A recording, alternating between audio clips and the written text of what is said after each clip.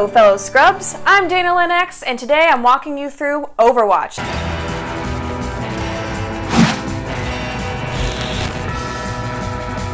The Summer Games event is here and that means Lucioball.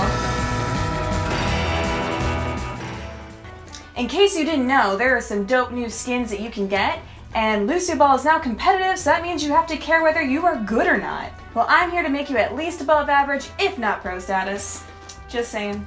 First of all, I highly recommend that you change your Lucio settings. For me personally, I like to put the jump on R1 and then take my boost and put it on X instead because I hit the boost a lot less than I hit my jump button. And it is easier to hit the R1 than it is to hit the X constantly because that way I can still maneuver where I'm going and still jump. So I can actually maneuver my jumps better than most people can because my settings are different. Another thing I would change, you can actually make Lucio go backwards. The default is that he's not allowed to wall ride backwards, but you can actually change it so that you can wall ride backwards and forwards. You have to get used to it a little bit, but it's really fun once you do it. Lucio is played a little bit differently than he is in the game, so let's just go over what he can do within Lucioball by itself. You can jump on any yellow surface of the map and it will boost you up real high. So you can only punch and use your sound wave on the ball. You can't push or punch your enemy team. So it's literally, this game is only about getting the ball into the goal. You can't do anything to the enemy team anymore. They changed it this year and it's really, really much better, honestly. If you aim slightly above the ball when it's on the ground, you can make it go up in a huge arc. And if it's coming at you from above, you can just look up and punch it and it'll punch it right back to the other side of the team. This is going to be something we're going to talk about more in the strategy. And something to definitely note, if you are a pro, you will use the walls on either side and wall ride because you go way faster. Way faster. And if you do what I say and change your settings and you can go backwards, it won't matter how you jump up onto that wall, you can just wall ride right over where you need to go. So a little bit of game strategy. Lucioball isn't that hard, but you do need to know a few things in order to be good at it. First of all, and I think it goes without saying, you need to be able to communicate with your team. So if you have a mic, use it. And if you don't have a mic, try to signal to them in any way you can. Otherwise, just do as you're told. So if you're put in the goalie section, stay as the goalie unless somebody comes back there and clearly says that they want to be the goalie. Otherwise, like, if you were in the goalie section, stay as the goalie. Do not leave. And if you are the better goalie, however you're not set into the goalie section and you are actually in the kicker section and the ball is right there next to you, don't run back to the goal yet. Go kick the ball and then you can run back to the goal. If you can, best scenario that you can do is have two friends that you play with, because that is how I got diamond status, was with playing with my friends, because we're all on a mic together and we know exactly what we're doing and whose role is what. If you can't talk to them much on mics, it's not the end of the world. Just be cognizant of where they are in the map and what you're doing and what your role is. So just like in real soccer, you're going to want to stay spaced from your teammates. You should never be grouped up together on the map. There should always be space between you because oftentimes that ball is going to shoot across the map and nobody's going to be there to pick it up, and maybe the other team might be. So you're going to always want to be spaced. Never, ever be close to your other teammate when you're trying to kick. And you want to pass to each other, yes, but don't be close. One person should always be designated on one side or the other. So what do I mean by this? You're going to have your designated goalie, and their job is just to stay around the goal, right? But you and the other kicker, this is where having a mic is the best situation, because if you spawn on the right, then you should stay on right or mid, and if you spawn on the left, then you should stay left or mid. It's a little tricky to explain. So if the ball's on the far left, then player 1 will be on the far left, and player 2, who's the right person, will be in the mid. Does that make sense? So while someone's far left, you're mid. And then vice versa, if the ball is on the far right, then the left person will be in mid. So that way you can constantly pass to each other, and no one's going all the way from one side and then all the way back to the other. Okay, that you always have two people who are designated so you can just move like this. Something to remember about the strategy is you will be placed randomly. So sometimes you'll be placed as a goalie, sometimes you'll be placed on the right, sometimes you'll be placed on the left. Just because you were suddenly placed on the left doesn't mean you should be always designated the right person. So if you've been playing right the whole time, but you got placed on the left, start playing the left. Just again, it's best if you have mics so you can communicate this, but if you don't, usually people will get the idea. So wherever you place, just go with it. If you are the designated goalie, that's fine. Just wait until the ball is first kicked and then go to the goalie and let the other two people be the kickers. It's pretty easy. Just whatever side that you're not put on, don't be on. Now speaking of randomly being put somewhere, the ball is also randomly placed on the map. Sometimes it's in front of the right kicker, sometimes it's in front of the left kickers, and sometimes it's right in the middle. Depending on where it is, you should always call out who's going to take it. Obviously if it's on the left or the right or the left kicker are going to go for it because they are the closest. But in the middle, you should call out on your mic if you can, or try to signal in some way that you are going for that ball. And when you are going for the ball, you should be spamming the speed boost when the countdown is going down so you have the quickest reaction in getting to that ball as quickly as possible. If you are the designated kicker, meaning it's in front of you or you called it, then you're going to want to do what I said earlier, which is try to push the ball up in an arc, because that is the easiest way to score a goal. Most goalies cannot handle an airborne ball. And bonus points if you use your ultimate to get there faster and then to kick the ball. Most of the time the goalie won't even be ready to be a goalie yet by the time you've gotten there and then push that ball up into the air. So you're even quicker to get a quick goal and the best use of your ult. Another fun way to confuse the goalie is if you can and you have a good coordination to pass the ball back and forth between players as you go up the field. Speaking of the ult, there's only two situations which you should really be using it for. If you need to stop someone from scoring, or if you need to score. So if you're the goalie, sometimes you need to get quickly back to the goal and you might have moved off to the side a little bit to like push a ball away, but then the enemy got back really quickly. These situations do happen. I've seen it happen one too many times, and then the goalie never can get back in time. You can pop your ult then and run back as quickly as possible to try and keep the other people from scoring. And as I mentioned before, the best time to use your ult offensively is in the beginning after a score has already been made, so you can quickly run up and kick that ball into the goalie before anyone's ever been ready to even stop you. The only other time you'll have to use your ult is if you're really close to the goalie, you're about to make a goal, but the enemy team is putting pressure on you. So it's really good to pop it then too if you can make the goal. Otherwise, save it for when a goal has been made and just get a quickie out of it. Now back to being a goalie. If you are the goalie, there are some other tactics that don't have anything to do with being a kicker. You are the goalie. It is the most stressful job. You need to be vigilant at all times because the ball can come at you from literally the other goalie. I've seen goalies score on goalies before. So you always have to be vigilant. That means you can't run off to help a kicker every single time the ball is kind of behind them. If it is near you or to your direct right or to your direct left and there is no pressure, go ahead and try to push that ball away from you, but otherwise, be the goalie. Do not be a kicker. I mentioned that you can pop the ball up into an arc. With being a goalie, it's smart to do that. However, you don't want to do it too high. So you have to kind of learn a little bit to do a measured, like medium arc. Because if you pop it too high, then you and the other goalie are just going to continually play volleyball with each other. Neither of your kickers are going to be able to score, and that might be fun if you're like up a couple points, but if you are down, this isn't very much fun, and it's not fun for anybody else. So try to only do a medium kick if you really can. Try to aim it to one of your kickers so that they can then score a goal. The only time I would not do this advice is if you notice the other goalie isn't very good, and then by all means, do a high arc and then score as a goalie, because it is the most epic and beautiful thing I have ever seen in my life. But remember, if the goalie is good, this strategy will not work at all. You need to be passing to teammates in order to score. So again, don't pop it up too high if the other goalie is good. Pass it to a teammate, let them put pressure on that goalie and hopefully make a goal. There's a few other Super Saiyan moves that you can make that I've seen, and they are the craziest things on the face of the earth, but I believe those take some practice to do. So basically you can wall ride all the way to the enemy side, and if your team is good and coordinated enough, you can have your teammate pop the ball up, but not necessarily to score at the goalie, and then you can wall ride, jump off the wall, and like pounce it into the goal. Like, I've seen some crazy stuff playing Lucioball already. I'm just giving you the basics for today because, as I've noticed, not a lot of people know how to play Lucioball correctly. Sorry. Alright, Scrubs, honestly, that's the end of the Lucioball walkthrough. You might be wondering why I have a scar on my face. Well, that's because we'll be talking about Reinhardt.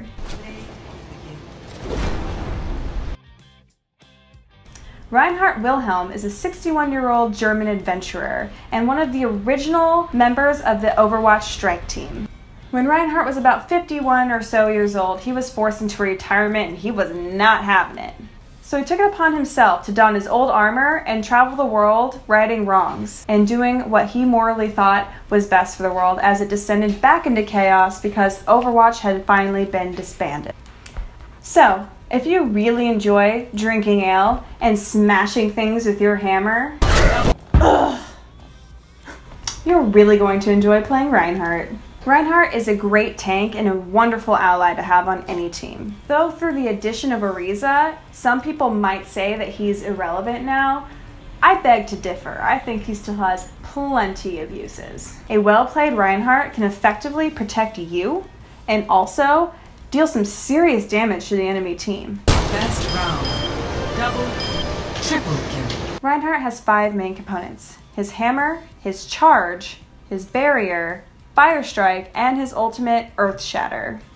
The first and foremost thing to remember when playing a tank character is that you're just that, a tank.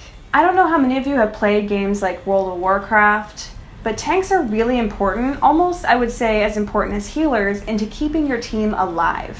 Your barrier is the most important thing you can do as Reinhardt because you can control a lot of situations just by protecting yourself and your teammates. Your barrier does only have 2000 HP, so you do have to watch it. And the best thing you can do for yourself and for your teammates is to call out when your shield is about to break. This is extremely important.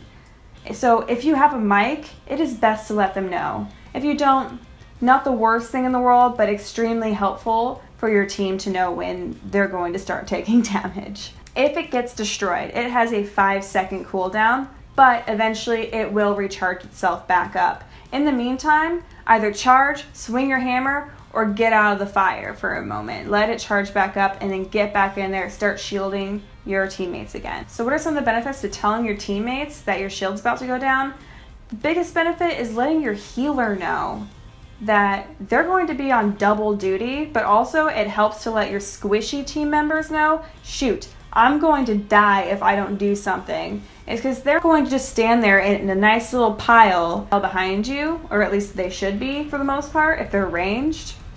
They're going to want to scatter the moment your shield goes down, so they're not all just one big pile of targets for the enemy team. So it is really good to let them know when your shield's going down. And on top of that, if there is another tank on your team who also has shields, like Oriza or Winston, maybe even a Symmetra, even though she's not a tank, but her shield could help for a second, I suppose. One main thing your shield doesn't do is it doesn't protect you from flankers or aerial. So what do I mean by that? Enemies like Pharah fly around, and since your shield only shields the front of you, unlike Winston, who's a bubble, you're going to want to make sure that sometimes you're looking up and putting your shield up. But that leaves you vulnerable in front, and obviously you're vulnerable in back. So a good way to keep yourself from dying from flankers is just use your ears and listen. If they're getting close to you, it's okay to drop your shield just to swat them away. It's enough to probably scare them. But whatever you do, don't just turn around with your barrier, because then the other people firing at you are just going to continue firing too, and then your teammates are left without a shield. So if you have to, swat, but more than not, the teammates behind you should be taking care of it. It is their job to do that. Just remember, whenever your shield breaks, your hammer is a very powerful weapon. Just swing it a little bit and it will do tons of damage. Second, your charge. You won't always just swat at people with your hammer, as fun as it is. Sometimes you squash their puny little bodies with your enormous armor. Your enormous armor. Giggity. I realize a lot of times you won't always have time to call out when you're putting your barrier down. If you see perfectly a squishy or somebody in your line of sight that you can charge, go for it, especially if they're a healer or a squishy on the other team and you know for a fact you're going to be able to kill them. Yeah, go for it, absolutely. Just make sure your team's not taking on a ton of fire at that time too. Another thing to remember is if you're going to charge out, for the love of God, remember one thing and one thing only. Do not charge out so far that you either line of sight your healer or just too far from your healer and you're not too far from your teammates. Most likely, you're gonna die.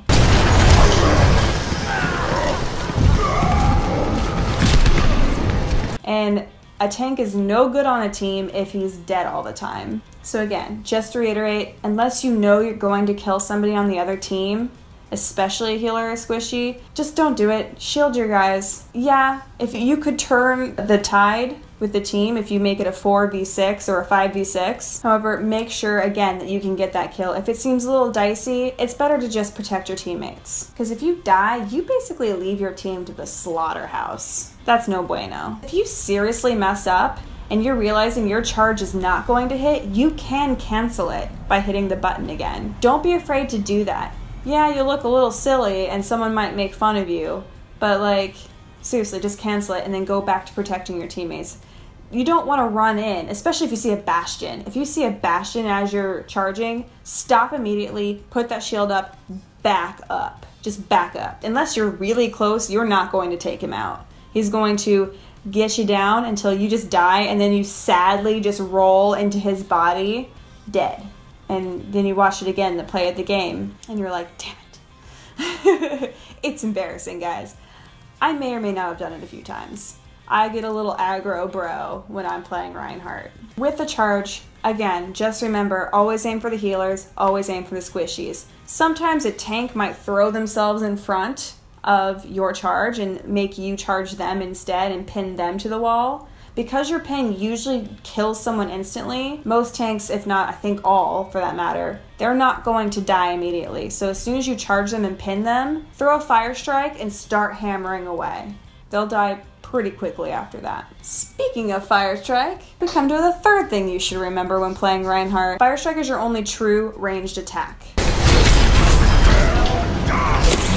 Whenever you see enemies bunched up together, or maybe even another Reinhardt, because the fire strike will go through his shield, go ahead and throw it out. You don't even have to call out that you lessen your barrier. Just lessen it real quick, throw it out, put it back up. You're going to do a little bit of damage to the other team. It most likely won't kill anybody unless they're already low. And remember that the fire strike, it moves very slowly, so it's best to aim at someone who's bunched up or another character who is also slow, or you're probably just gonna miss. And it is kind of a long cooldown, so just be wary of how you use it.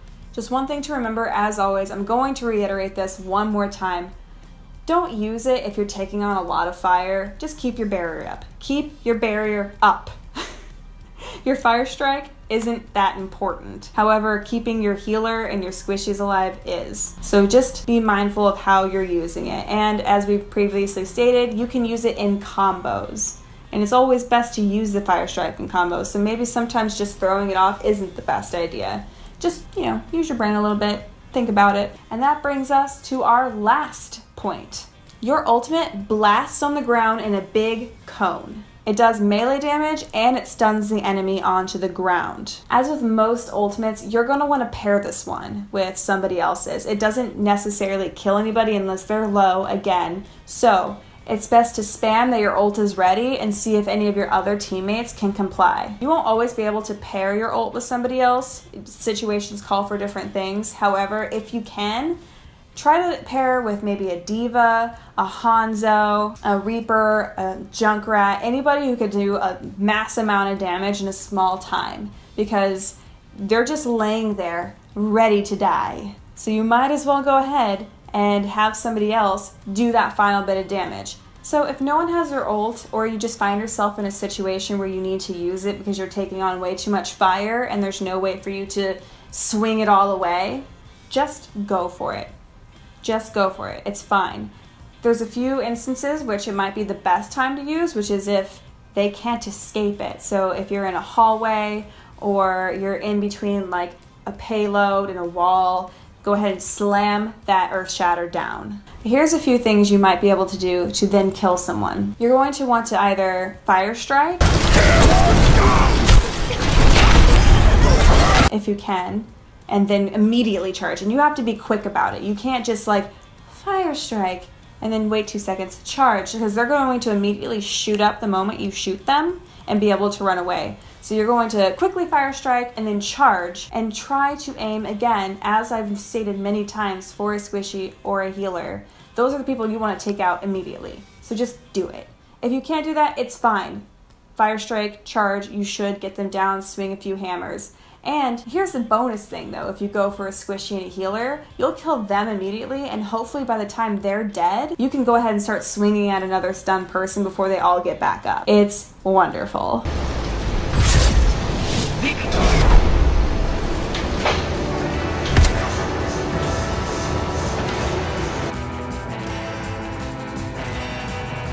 Doomfist is finally here.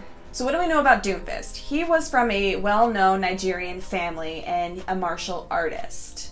After he lost his arm, he kind of lost his way a little bit, couldn't figure out how to fight until the second Doomfist, also known as the Scourge, that you'll see like posters of him in Nubani, actually took him under his wing and brought him into Talon and showed him other ways that he could create chaos with his fists.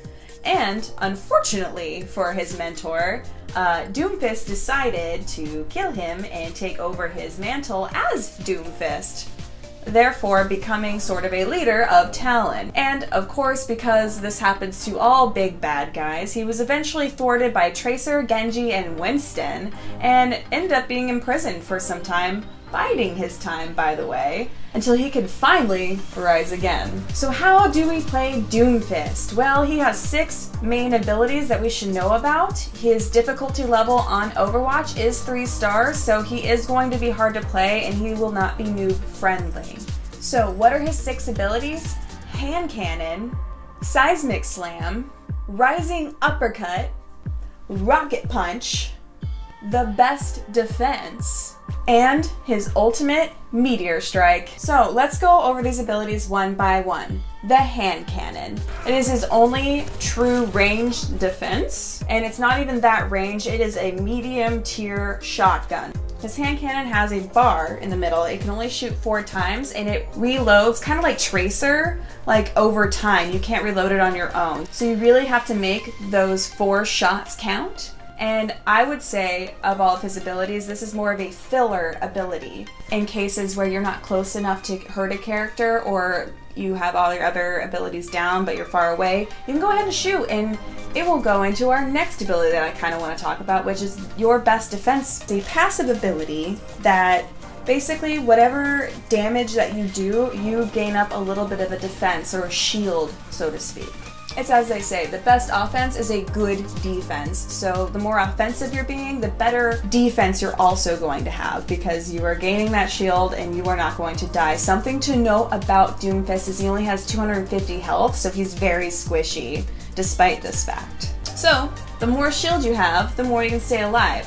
The thing about Doomfist is it rewards risky gameplay. However, if you make a stupid move, you're going to die instantly. So there are a few things to remember that we will discuss later in this video when we're talking about strategy. So his third ability, the Seismic Slam. Dude, this thing is amazing. Basically, you target the ground and you slam forward, and what happens is the people around you, they take on damage from the slam, but also they come closer to you, so you can then charge at them, shoot them with your shotguns, whatever ability you have available. It's best paired with your Rising Uppercut, which we'll talk about next. Okay, so you're drawing in your enemies, so it's really best to use it with something like an uppercut or your charge, because it will do a ton of damage and it's a great finishing move to those other 2 abilities. It also, from what I've noticed, is if you do an uppercut and then do your Seismic Slam, it will push you forward in the map, so it gives you plenty of mobility. So my best advice to you with Seismic Slam is to take your time, learn the ability along with all the other ones, and see what kind of combos you can do with it, especially with the Rising Uppercut. Speaking of, we talked about Rising Uppercut. This ability basically launches you into the air with an enemy if they're nearby. Rising Uppercut is a mobility ability, as well as a damaging one. So you go really high up in the air, which can help you with escaping and getting away from an enemy, because again, remember, you're squishy, and also it takes enemies up with you, making it easier for your team to shoot them. And it does damage because you're uppercutting them in the face, so that's cool. But as we just talked about, it's the best ability because not only does it give you that mobility, but then you can use your 2 other abilities. So I would always pair these together. Jump up, get out of the fight for a moment, and then slam back down with your Seismic Slam, or rocket punch somebody. If you take them with you and then rocket punch them into something, how dope is that? It's amazing. Just work with it. They're really cool. So my favorite ability of Doomfist is his rocket punch. I have been saying this since Overwatch came out. I love melee. Melee is my favorite gameplay ever. So what does it do? You charge it up and then you propel forward and you punch someone in the face. Bonus points, if you punch somebody and then they hit into a wall, they actually take extra damage, which is insanely awesome. This is not only Doomfist's main ability, it is his best ability besides his ultimate, obviously.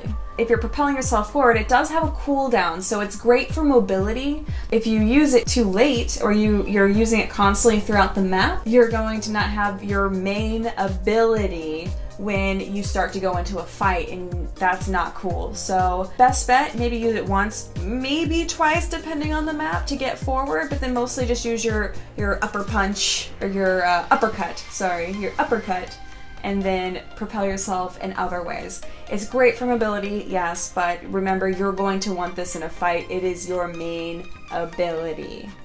And number 6, his Meteor Strike, the ultimate. Meteor Strike is charging. My ultimate is charging.